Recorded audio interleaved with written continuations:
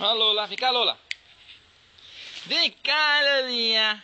Lola. Vem aqui, safada, rapaz. Ó, vai lá, mãe. Chama ela, mãe. Chama a Lola. Olha, tá te chamando. Olha ali, ó. Vai, Lola, ali, ó.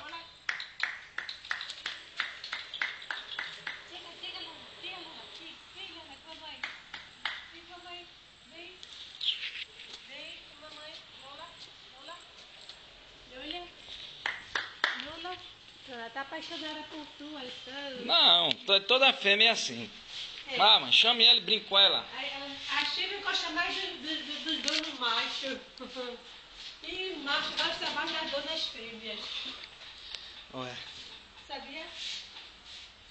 Lolinha, Você rapaz. já gostava de mim. Lolinha, não, mãe, isso é conversa. Aí tu vai tirar foto.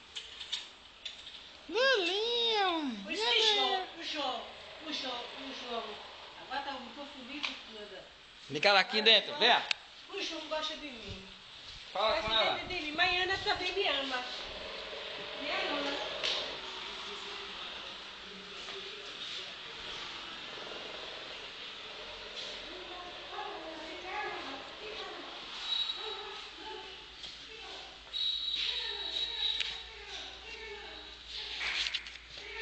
Olha ela já brincando.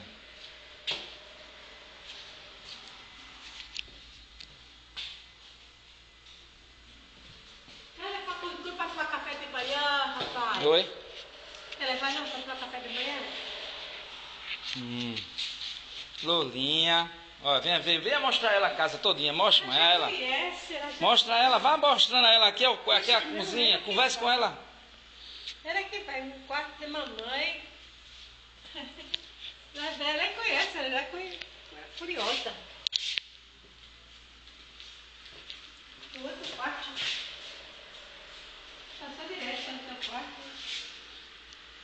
Não sei se ela vai Que tira tapada, rapaz. É a Lola.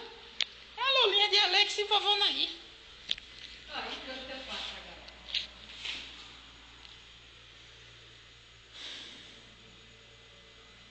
Cadê o cuscuz?